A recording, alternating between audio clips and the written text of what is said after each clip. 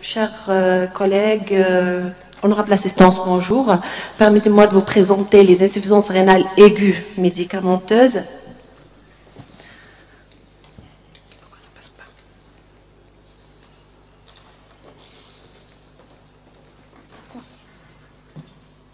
C'est bon. Donc, nous allons suivre ce plan. En introduction, les insuffisances rénales aiguës médicamenteuses, c'est une situation fréquente en pratique clinique. Il s'agit d'un événement grave qui augmente la mortalité et la morbidité de nos patients. Il faut savoir que l'incidence est en augmentation en rapport avec l'émergence de molécules potentiellement néphrotoxiques, la multiplication des prescriptions médicales, sans oublier l'automédication. Je ne vais pas tarder sur la définition, ça a été détaillé dans la présentation précédente.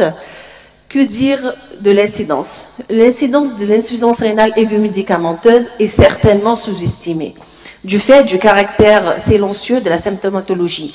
Mais selon une méta-analyse faite en 2013, ayant englobé plus de 1 900 000 malades, 20% des patients hospitalisés développent une insuffisance rénale aiguë. Pourquoi le rein est aussi fragile?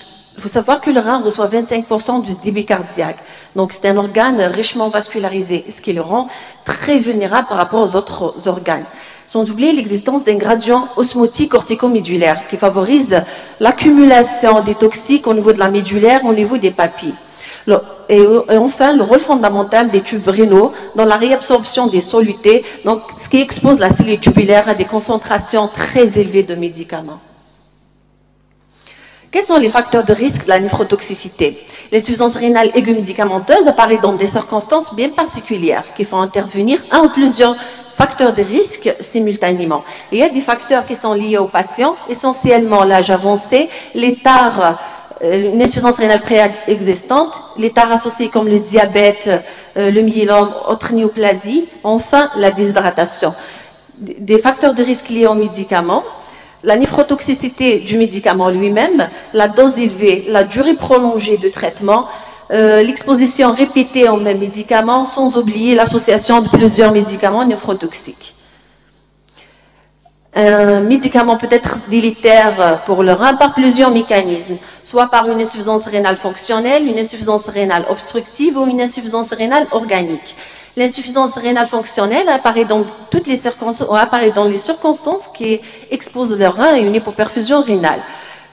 Donc une diminution de flux sanguin rénal et se voit dans l'hypovolémie vraie comme la déshydratation et les hémorragies, l'hypovolémie efficace dans l'insuffisance cardiaque, l'insuffisance hépatique en décompensation, le sepsis et aussi le syndrome néphrotique. Plusieurs médicaments peuvent altérer l'hémodynamique intrarénale.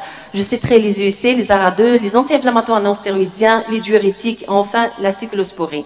Un petit rappel physiologique pour dire que le débit de filtration glomérulaire est égal à la pression d'ultrafiltration fois le coefficient d'ultrafiltration.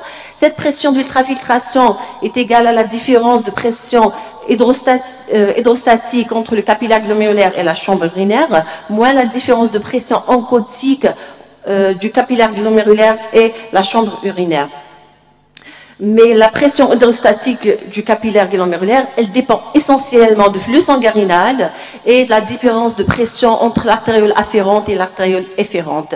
Ainsi, dans les situations d'hypoperfusion rénale, l'organisme réagit en stimulant le système rénine-angiotensine qui va entraîner une vasoconstriction au niveau de l'artériole efférente.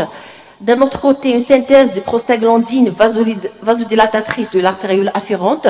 Donc, on aura le maintien de la pression intraglomérulaire et donc le maintien de DFG. L'utilisation des UEC et des ARA2 sur de telles situations donc, va inhiber l'activité du système rénine-angiotensine, donc ce qui va lever cette vasoconstriction efférente. La même chose pour les anti-inflammatoires qui inhibent les prostaglandines vasodilatatrices, donc on perd cette vasodilatation de l'artériole afférente, donc une diminution de la pression une diminution de la pression du capillaire glomérulaire et donc une chute de DFG. La cyclosporine, par contre, elle a un effet complètement différent qui est un effet vasoconstricteur direct sur l'artériole afférente. On passe aux insuffisances rénales obstructives des médicaments qui peuvent se voir en cas de lithiase ou cristallurie en cas de fibrose rétropéritonéale. Dans ce cas, plusieurs médicaments sont incriminés. Pour les insuffisances rénales organiques, toutes les structures peuvent être touchées. Donc, on peut avoir une atteinte tubulaire, l'atteinte vasculaire, glomérulaire ou interstitielle. Pour l'atteinte tubulaire, elle peut être toxique comme elle peut être ischémique. L'ischémique, elle constitue un continuum physiopathologique de l'insuffisance rénale fonctionnelle, quand les perturbations hémodynamiques sont sévères et prolongées. Ainsi, tous les médicaments qui peuvent être à l'origine d'une NTA fonctionnelle peuvent donner une NTA ischémique. La NTA toxique, par contre, elle peut être liée à des lésions directes, indirectes ou par précipitation intratubulaire. L'atteinte interstitielle, essentiellement la néphrite tubulaire interstitielle immunoallergique, donc décrite, plusieurs médicaments sont incriminés, qui peut être responsable. Donc, je citerai la rifampicine, les bêta-lactamines, les anti-inflammatoires, les sulfamides et la lupurinol. L'atteinte glomérulaire, donc par plusieurs aussi médicaments peuvent être à l'origine, assurer lié à des dépôts de complexes éma sur la membrane basale glomérulaire, donc ce qui va altérer la perméabilité de cette dernière, et donc on aura une fuite protéique. L'atteinte vasculaire, décrite avec le tacrolimus, la cyclosporine, l'interféron, clopidogrel et l'équinine. Elle serait liée à des lésions soit directes sur l'endothélium ou par le biais d'anticorps anti-Adams-13, donc ce qui va favoriser l'activation et l'agrégation plaquettaire, d'où la microangiopathie thrombotique. Je passe à un autre chapitre, qui est l'insuffisance rénale aiguë et antibiotique. Il faut savoir que plusieurs médicaments, plusieurs agents anti-infectieux peuvent être à l'origine d'une insuffisance rénale aiguë, mais nous mettons l'accent sur les médicaments les plus prescrits par nos médecins généralistes. Ainsi, un antibiotique peut être à l'origine d'une ERA, soit par obstruction, par lithiase ou par cristallurie. Dans ce cas, le tableau clinique va se manifester comme une colique néphritique. Donc, parfois, l'échographie montre une dilatation des cavités pyélocalistielles. En cas de suspicion de cristaux, la cytologie urinaire est de grande valeur diagnostique.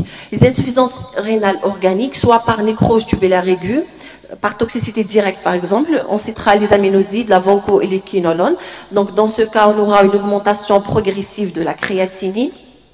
La néphrite, par contre, la néphrite tubulaire interstitielle immunoallergique, elle se voit après quelques jours d'exposition aux médicaments, parfois après plusieurs mois d'exposition aux mêmes médicaments, ou parfois après une admission ou une prescription intermittente du même médicament. C'est le cas de la rifampicine.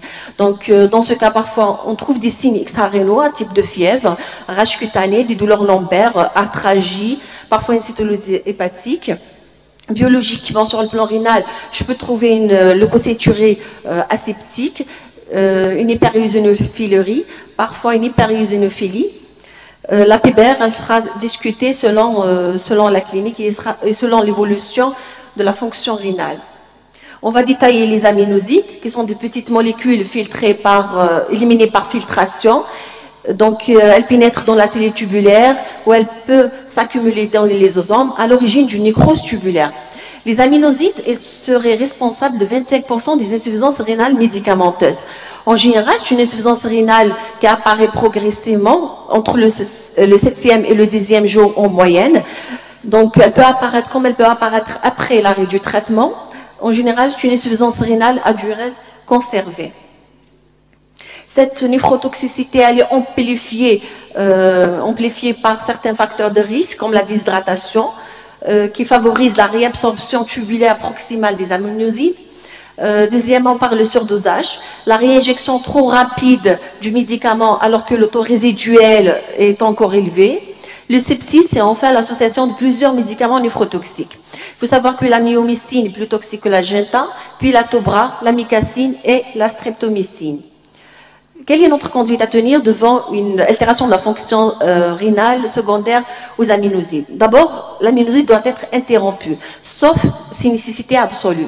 Il faut toujours corriger la déshydratation, arrêter tous les médicaments néphrotoxiques sans oublier les diurétiques. C'est sur dosage majeur, la dialyse permet l'épuration des aminosides. En général, la guérison est obtenue entre la 4e et la 6e semaine, avec parfois une récupération malheureusement incomplète. Que disent les recommandations? Les recommandations, elles sont claires. Elles suggèrent de ne pas utiliser les aminosides pour le traitement des infections. Contre, bien sûr, une autre alternative thérapeutique moins néphrotoxique est disponible. Elle suggère aussi, chez un patient avec une fonction rénale normale, de ne pas utiliser des doses multiples, préférer les doses uniques journalières. Et enfin, une recommandation de l'ordre A1, donc il faut utiliser ou il faut surveiller les concentrations plasmatiques des aminosides chez les patients qui reçoivent des doses multiples par jour et quand le traitement dépasse les 24 heures. Je passe à l'amoxicilline. Je vous rapporte ce cas clinique d'un patient âgé de 36 ans, traité avec de fortes doses d'amoxicilline. Au cours de l'hospitalisation, elle développe des douleurs pelviennes avec une augmentation progressive de la créatinine. L'analyse des urines fraîches par spectrométrie infrarouge montre de fines baguettes où des cristaux se forment de fines baguettes ou d'aiguilles, parfois disposés séparément, parfois réunis et formant ainsi l'aspect en arbre de Genêt. Ce sont les cristaux d'amoxicilline. Pourquoi je vous rapporte ce cas? Parce que le comité de pharmacovigilance en France a déclaré une augmentation importante de l'incidence des cristalleries secondaires à l'utilisation de fortes doses d'amoxicilline. Que disent les recommandations? Je m'adresse aux infectiologues surtout. Donc, il faut respecter le schéma, l'hyposologie, le mode de préparation et l'administration des perfusions. Il ne faut jamais dépasser une dose de 12 grammes par jour. Dans le traitement curatif, bien sûr. Ces associations avec l'acide clavulanique il ne faut jamais diluer le traitement avec le sérum glycosé. Dans tous les cas, il faut assurer toujours une bonne hydratation afin de maintenir une bonne diurèse. Il faut bien sûr alcaliniser les urines chez les patients qui présentent un ou plusieurs facteurs de risque. Surveillance régulière des paramètres d'atteinte rénale, la créatinine, la diurèse, l'ionogramme. Et enfin, réaliser des dosages plasmatiques résiduels chez les patients qui sont mis sous forte dose d'amoxicilline.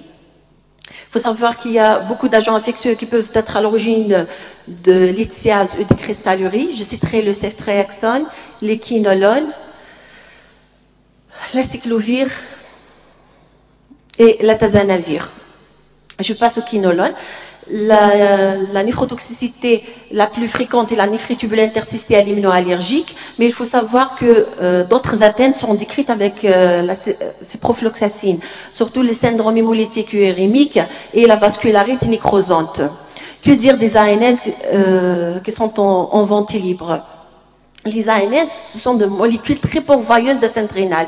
Elle peut être à l'origine donc de CLC par plusieurs mécanismes, soit par une insuffisance rénale aiguë fonctionnelle, une nécrose tubulaire, une nécrotubulaire interstitielle, une atteinte glomérulaire, voire une IRC.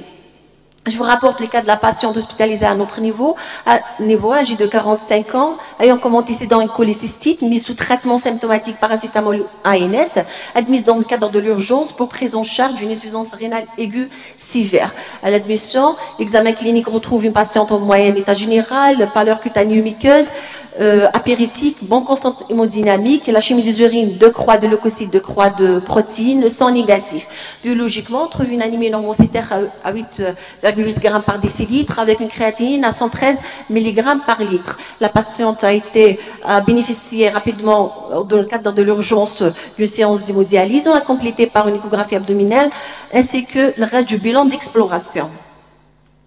Donc, le dosage pondéral revient à 1 g par 24 heures, une VS à 3 chiffres, une leucocyturie sans bactériurie.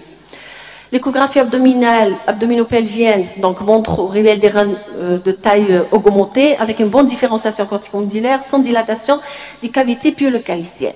Après une longue exploration diagnostique, la discussion retient le diagnostic de l'insuffisance rénale aiguë organique d'origine immunoallergique, probablement secondaire aux ANS. On n'a pas hésité à mettre la corticothérapie à dose 1 mg kg jour. On a complété par la PBR, bien sûr avec surveillance clinico-biologique. La PBR revient qui montre une atteinte interstitielle avec un infiltrat riche en eosinophiles. L'évolution ultérieure était favorable, mais notre patiente a gardé une insuffisance rénale résiduelle à 14 mg par 24 heures. Quelles sont les règles de prescription des ANS afin de minimiser leur nephrotoxicité? Premièrement, il faut limiter leur prescription dans le temps, à chaque fois que possible, bien sûr. Ne pas associer les ANS à d'autres médicaments nephrotoxiques, comme la gentamicine par exemple, comme les IUC et les ARA2, comme l'allopurinol. Surveiller toujours la tolérance aux ANS par un bilan biologique simple, créatinine, protéinurie quand ils ont prescrit à long terme, ionogramme sanguin. Il faut savoir que les ANS sont contre-indiqués quand le DFG est inférieur à 30 ml minute. Quand le DFG est entre 30 et 60, il ne faut jamais dépasser une durée de traitement de 3 à 5 jours. Cette diapositive, elle illustre quelques effets au mécanisme de néphrotoxicité de certains médicaments qui sont connus pour leur effet néphrotoxique. Pourquoi adapter les doses chez un insuffisant rénal chronique? Je vous rapporte le cas d'un patient âgé de 66 ans qui pèse 49 kg, diabétique, hypertendu, hospitalisé pour prise en charge d'une néoplasie du cavum. À l'admission, le patient avait une créatine à 15 mg par litre. Durant l'hospitalisation, il développe une infection nosocomiale, donc il aggrave sa fonction rénale, il passe à 19 mg par litre.